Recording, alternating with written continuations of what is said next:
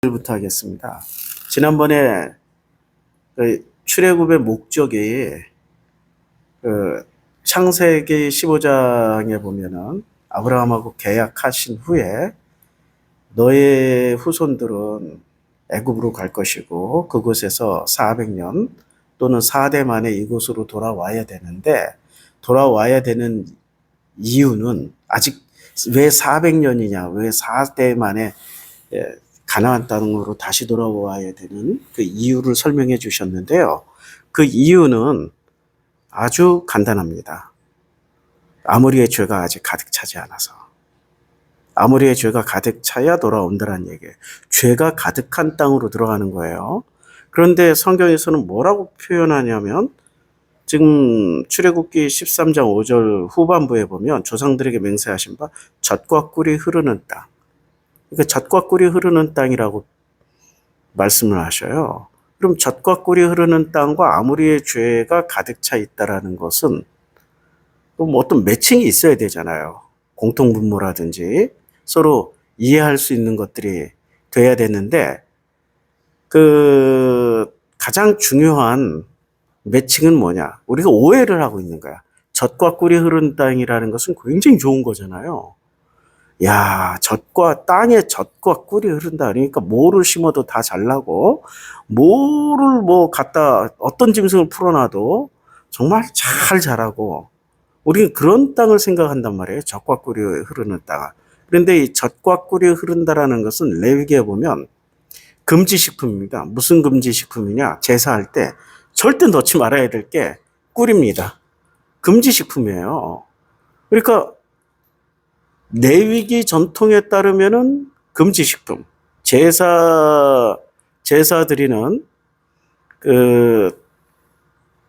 제물에는 넣지 말아야 될 것 중에 하나가 꿀이란 말이에요. 그런데 그 꿀과 같은 맥락으로 보면 아모리의 죄가 가득 차 있구나로 이제 연결이 되는 거죠. 이렇게 서로 매칭이 된단 말이에요. 그러면은 그 매칭을 가지고 가나안의 아모리 족속의 죄라고 얘기하면 아모리 족속만 죄가 있었냐 이거지. 가나안은 특이하게 열부족입니다. 열부족인데 열부족 중에서도 어떻게 분류를 하냐면 열부족, 일곱부족, 여섯부족 이렇게 분류를 해요. 그러니까 가나안의 일곱 부족은 진멸을 해야 돼. 그런데 오늘 13장 5절에서는 열 부족 중에서 여섯 부족만 이야기를 합니다. 그 첫 번째가 햇사람, 두 번째가 아모리, 세 번째가 히위 족속, 네 번째가 여부스 족속. 그 첫 번째가 잘못 읽었네. 가나안 사람, 햇사람, 아모리 사람, 히위 사람, 여부스 사람의 땅. 가나안, 햇, 아모리, 히위, 여부스, 다섯 부족이네, 다섯 부족. 여섯 부족이 아니고 다섯 부족이었어요. 아니, 근데 헷갈려. 이렇게 숫자 세는데 헷갈려. 예, 다섯 부족이에요. 이렇게 다섯 부족의 핵심이란 얘기예요, 핵심. 근데 핵심인데, 이 다섯 부족의 내용은 지난번에 다 말씀드렸단 말이에요. 내 안의 가나안. 그러니까 내 안의 거인. 그러니까 우리는 내 안의 거인을 깨워서 위대한 사람이 되자라고 생각하면서 살잖아요. 위대한 사람은 죽어서 이름을 남기고 호랑이는 죽어서 가죽을 남긴다. 호랑이는 가죽을 남기지만 내가 태어났으니까 뭐를 남기고 와야 된다? 예, 이름을 남기고 와야 된다. 그게 바로 내 안의 가나안을 깨우는 거예요. 좋은 거예요. 사실은 좋은 거야. 뭘 열심히 하자는 얘기니까. 그런데 이게 결국에는 진멸당해야 되는 첫 번째 순서가 내 안의 거인을 깨운다예요. 교회에서는 뭐라고 가르쳐줘요? 교회 안에서는 기도 열심히 하고 열심히 신앙생활하면 내 안의 거인이 깨어나서 진짜 머리가 될지언정 머리는 될지언정 꼬리는 안 된다는 얘기지. 아유, 머리가 될지언정 꼬리는 되지 말게 하옵시며. 우리 추장로님 기도 어렸을 때 그 기도를 한 10년을 넘게 들었으니까. 아이고야, 우리 추씨 집안 다 잘 됐어요. 예, 다 머리가 다 되셨어. 기도대로 안 되니까. 그러면 그게 과연 성경적이냐 이거지. 하나님이 원하시는 거냐 이거지. 내 안에 가나안을 깨워버렸는데, 내 안에 괴물을 깨웠는데 그런 거란 말이에요. 그러니까 양면을 가지고 있는 거예요. 이것도 은혜에 덮이면 내 안에 거인을 깨우는 건 당연한 일이야. 근데 은혜 없이 내 안에 가나안을 깨우는 거는 그게 바로 진멸의 대상이 된다라는 거예요. 그리고 두 번째가 햇사람, 내 안에 계산기야. 11조 할 때도 계산하면서 내잖아. 복을 줄까? 안 줄까? 진짜로 될까? 안 될까? 뭐 이런 거. 그 내 안에 햇족속이야, 햇족속. 햇은 계산기란 말이에요. 왜? 햇은 장사치들이니까. 햇은 장사치들이야. 가나안 사람들은 가나안 땅을 위대한 도시국가로 만들었잖아요. 내 안에 거인, 아모리, 내 안에 체면이나 사람들의 평판. 평조평판이야, 한마디로 말해서. 남들이 나를 어떻게 볼까? 내가 남에게 어떻게 보일까? 뭐 대표적으로 정치인이나 연예인들, 유명한 스포츠 스타들 그 속아지는 모르는데 겉에서 보여지는 모습은 아모리처럼 보여지잖아. 얼마나 근사해. 그게 아모리라고. 속아지는 몰라도 돼.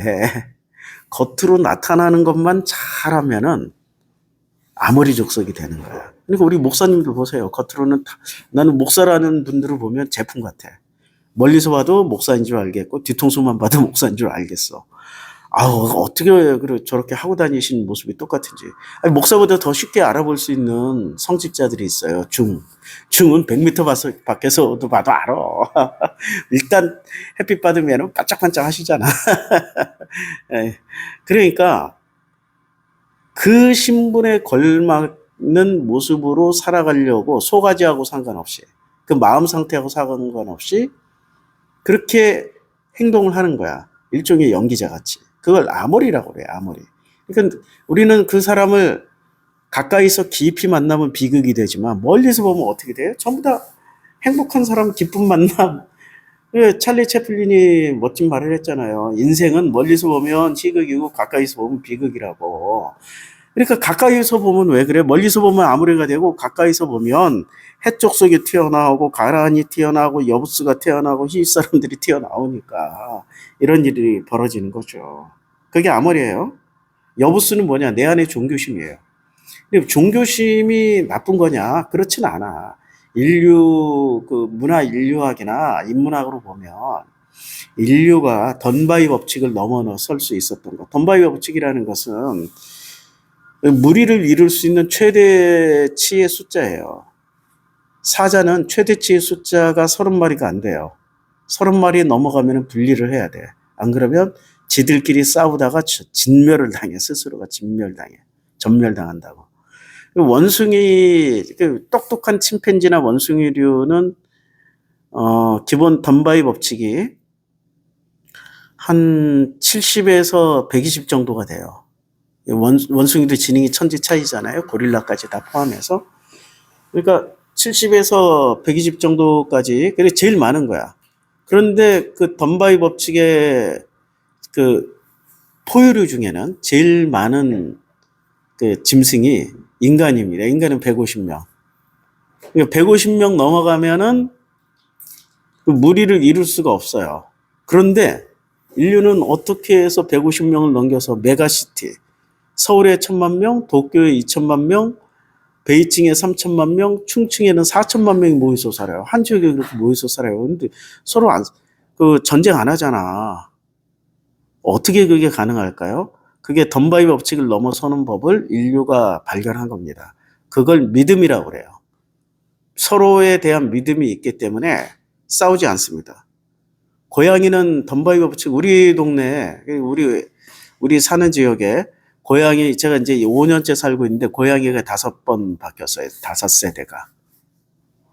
그러니까 나고 죽고 이 길고양이들이 짧더라고. 그런데 이 길고양이들이 새끼 때 다 모여서 사는 숫자를 보니까 10마리가 안 돼.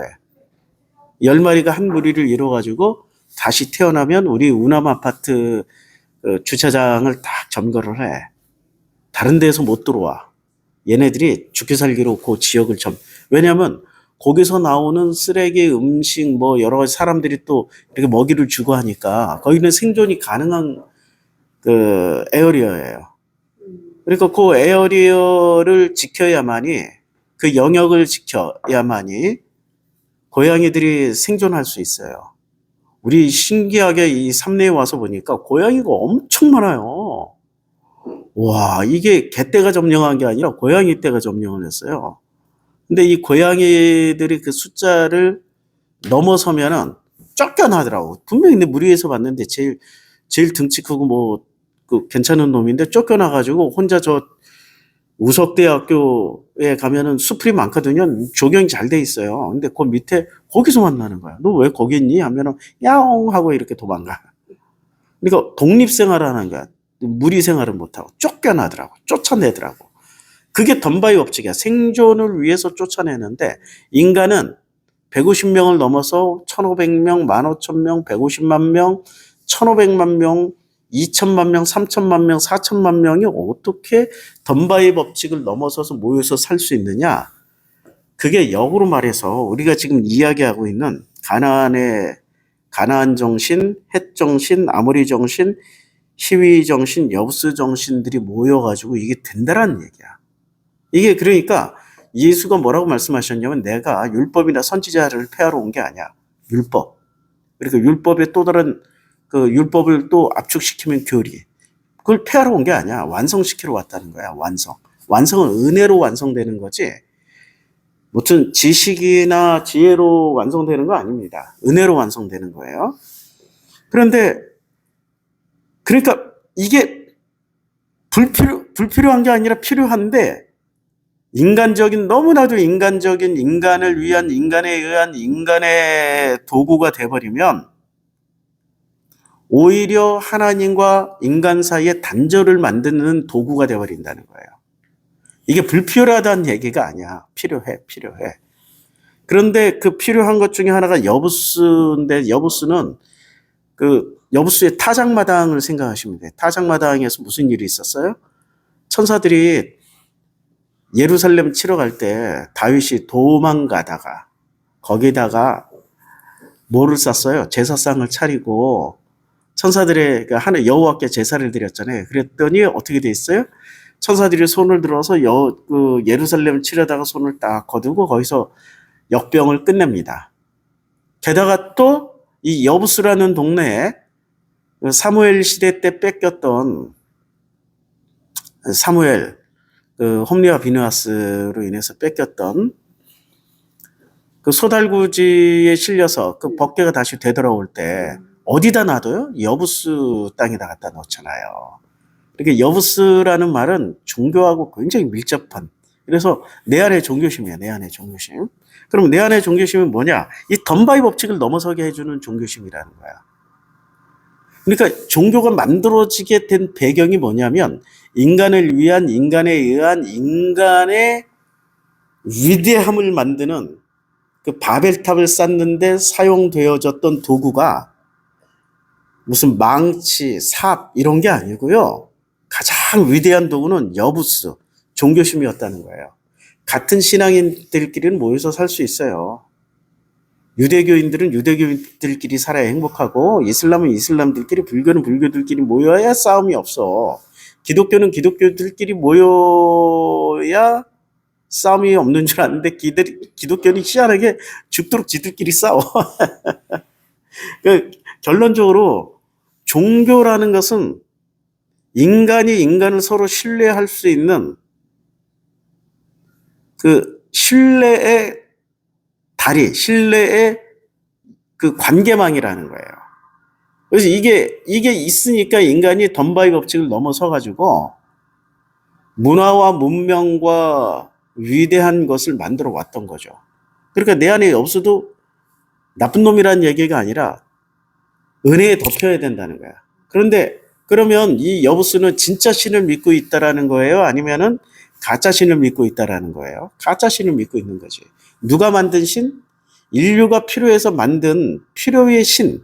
그러니까 문화 문명을 만들기 위해서 서로 합력하고 의심하지 않고 나눠 먹고 뭐 싸우지 않으려고 만들어 놨던 도구란 말이야.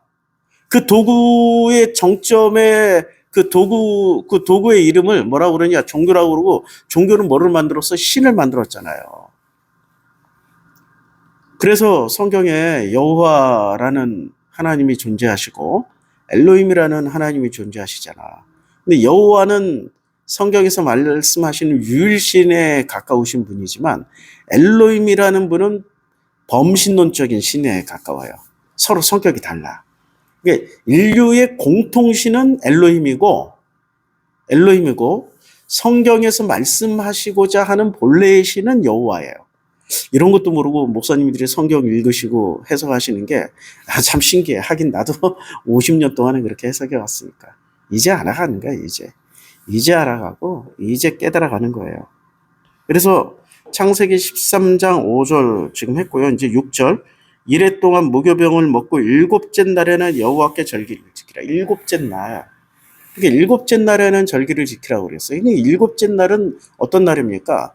제가 6과 7에 대해서 이 말씀 참 많이 드렸단 말이에요. 6은 어떤 숫자냐면 창조의 6일. 그러니까 창세기 1장에 나오는 숫자예요. 첫째 날, 둘째 날, 셋째, 넷째, 다섯, 여섯째 날. 이 여섯째 날을 6으로 보는 거야. 6으로.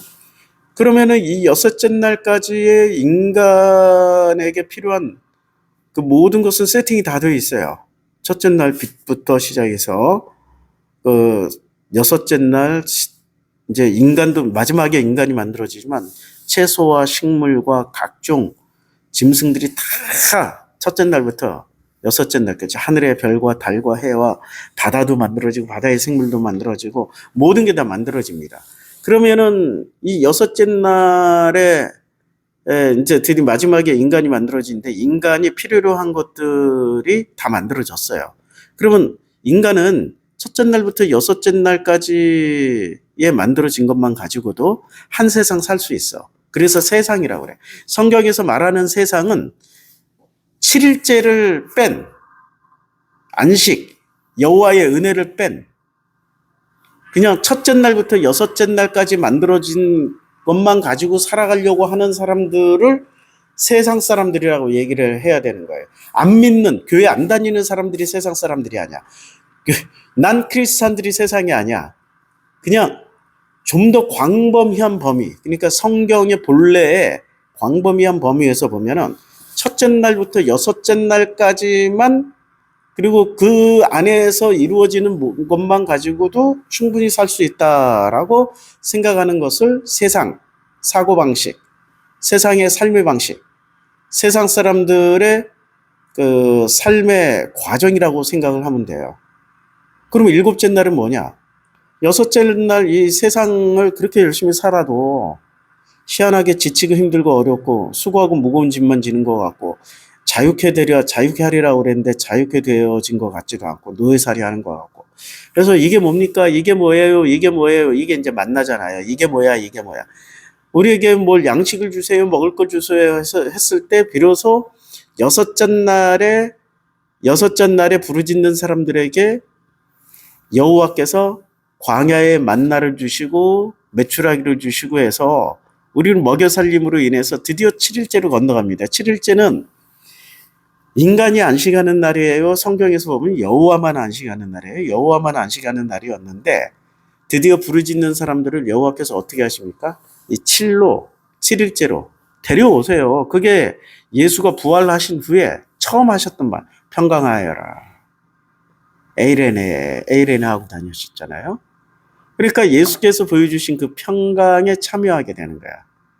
그러니까 6일째 태어났던 사람들이 십자가에서 죽고 7일째로 거듭난다. 이것을 진짜 죽음으로 해석을 한 거야. 기독교는 꼭 죽어야만이 가는 나라 아니라니까. 천국은 죽어야만이 가는 나라가 아니라 살아서도 그 나라를 볼 자가 있다라고 예수가 말씀하셨거든. 본다, 맛본다, 체험한다. 그런 뜻이잖아요. 그걸 누리면서 사는 사람들도 있다는 거야. 그래서 6이라는 숫자를 살면서도 하나님의 안식에 참여하는 자들이 드디어 나오기 시작해요. 그 길을 좁은 길이라고 해요. 왜 좁은 길이냐? 자기 오름을 다 내려놔야 되거든. 6까지 1에서 여섯째 날로 만들어졌던 그 세상에서 만들었던 자기 완성, 자기 성공, 자기 충만, 자기 오름 다 내려놔야 돼. 자, 이 세상에서 제일 오르신 분이 누구셨어요? 예수님이셨죠. 근데 예수님도 십자가에 달리기 전에 겟세마네 동산에서 자기 오름을 가져가셨습니까? 내려놓으셨습니까? 내 뜻대로 마옵시고 아버지 뜻대로 하시옵소서라고 내려놨잖아요. 내려놓고 가셨다니까요. 이 세상에서 제일 오르셨던 예수님도 자기 얼음을 내리시고 누구 뜻대로 하시라고? 아버지 뜻대로. 그러니까 마태복음 24장에 그날과 그때는 아버지만이 아십니다. 아들도 모르고 천사도 모르고. 분명하게 얘기했어. 천사도 모르고 아들도 모른다고. 아들을 한 단 아래로 내려놨어. 왜? 아버지 뜻이 절대적으로 옳아야 되니까. 그걸 은혜라고 그래요. 그 은혜에 참여하는 유일한 길은 자기 오름을 내려놔요. 그러면 내가 기독교인들은 이렇게 얘기하면 할렐루야 아멘 하고 아멘 하고 막 좋아서 너무도 좋아들 하시는데요. 내가 물어볼게요. 자기 오름 내려놓을 수 있어요? 그러면 아멘 해요. 자기 오름. 자, 그럼 제일 쉬운 것부터 돈 내려놓을 수 있어요? 노맨? 그럼 명예 내려놓을 수 있어요? 그것도 좀 자식들에 대한 집착, 기대 다 내려놓을 수 있어요? 그것도 좀 어렵고. 남편이 이렇게 살았으면 좋겠다 내려놓을 수 있어요? 와이프가 아내가 이런 여자가 됐으면 좋겠다 내려놓을 수 있어요? 그것도 좀. 요 정도는 되게 쉬운 거야. 제일 쉬운 거 한번 제일 어려운 거 좀 들어가 볼까요? 제일 어려운 거 예수도 내려놓을 수 있어요? 하나님도 내려놓을 수 있어요? 기독교 내려놓을 수 있어요? 당신들 교회 내려놓을 수 있어요? 교회 안 나가는 거 내려놓을 수 있어요? 갈수록 어려워지죠. 기독교 환자 중에는 가족보다 교회를 내려놓는 게 더 어려운 분들이 많습니다. 그분들의 대표가 우리 신천지 내려놓습니까? 가족을 버립니까? 그럼 신천지 어디서 배워먹은 거예요? 다 개신교에서 다 배워먹은 거예요. 개신교에서 나온 것들의 모습을 보세요. 개신교가 낳은 자식들, 개신교가 낳은 거예요. 여호와 증인, 안식교, 통일교, 신천지, JMS 다 어디서 나왔어요? 김기동, 성락교회 김기동, 귀신론이 있잖아요. 김기동, 이재로 다 어디서 나왔어요? 그분들? 개신교에서 나온 거 아니에요. 개신교. 우린 개신교는 어디서 나왔어요? 카톨릭에서 나왔잖아. 왜요? 카톨릭이 이상하니까 개혁한다고 나왔잖아. 그러면 신천지 가서 물어보세요. 당신들 기독교예요? 뭐예요? 라고 물어보면 개신교가 이상하니까 우리 개혁하려 나왔다고. 카톨릭이 이상해서 개신교가 나왔던 것처럼 개신교가 이상하니까 자기네들 개혁하려고 나왔다고 얘기를 해요. 자기네들은 개혁적인 집단이야. 개혁적인 기독교인들이라고 생각을 해. 그런데 뭐를 못 넘어섭니까? 가족은 버릴지언정 신천지는 못 버리잖아.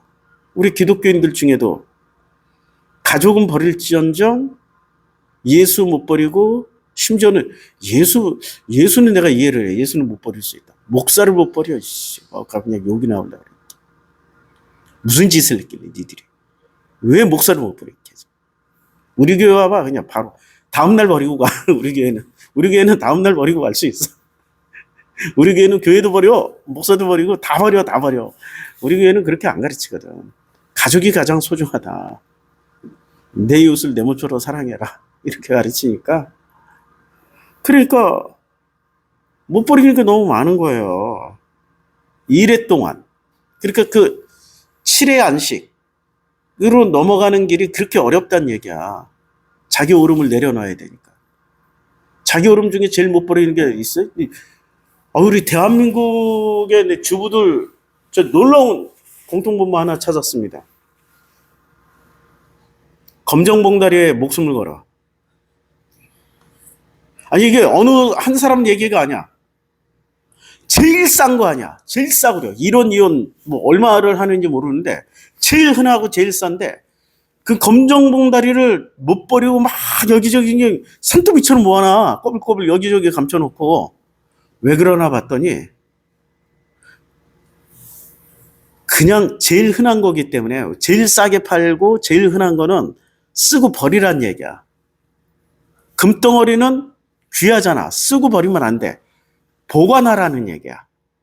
귀한 거는 희소성이 귀한 거는 보관하라는 얘기고 희소성이 넘치는 거는 넘쳐나는 거는 버리란 얘기야. 그걸 위해서 만들어졌어. 왜 못 버리냐? 제일 챙기기가 쉽고 제일 개수가 많아. 챙겨놓으면 뭐가 돼요?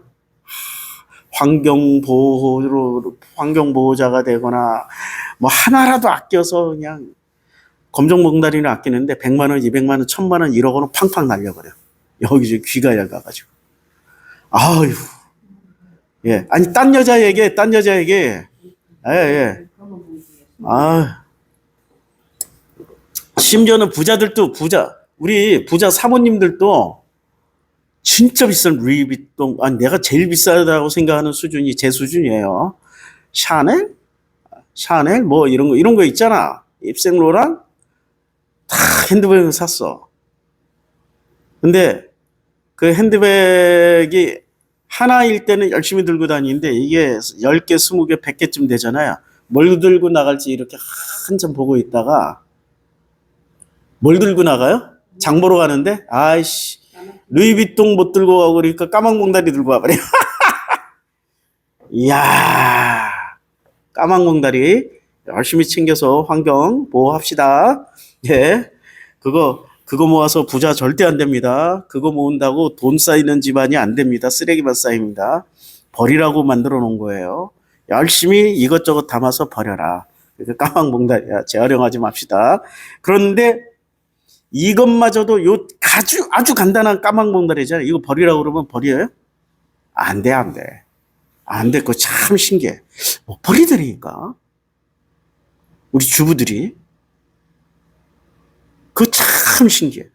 요 작은 거 하나도 못 버리는데 어떻게 큰 걸 버릴 수 있겠냐고. 그러면서도 입술로는 내 목숨까지 버리겠네. 지랄 연변에 검정봉다리부터 좀 버리세요. 검정봉다리부터. 목숨은 둘째치고 그렇게 주장했던 사마리아 여인들이 있었어요. 아랍군대에 포위되니까 한 달 이상 굶게 되니까 눈이 돌아가지고 지 자식부터 잡아먹잖아. 모성이 최고라고 주장해요. 그러니까 말로는 뭐를 못해. 말로는 다 하는데 실제 상황에 부닥쳐봐. 아무것도 되는 게 없지. 그걸 현실이라고 그래. 상황에 부닥치는 거. 그래, 이래 동안은 무교병을 먹고 일곱째 날은 여호와께 절기를 지키라는 것은 안식에 참여하라는 거야. 7일째 참여하는 법을 가르쳐 주는 거예요. 13장에서 12장은 유월절을 가르쳐 줬고 13장에서는 그 절기의 의미를 계속 가르쳐 주는 거야. 이 절기의 목적, 의미, 의도는 뭐예요? 안식에 참여하라는 거야. 그럼 광야에 나가는 목적은 뭐야? 안식에 참여하라는 거예요. 여호와의 안식. 안식을 다시 한마디로 표현하면 평강인데요. 샬롬인데요. 그 평강과 샬롬의 목적이 뭐냐가 하나님의 은혜라고. 하나님의 은혜에 참여하는 자가 되라고. 그게 목적입니다. 여기까지 하겠습니다. 28분.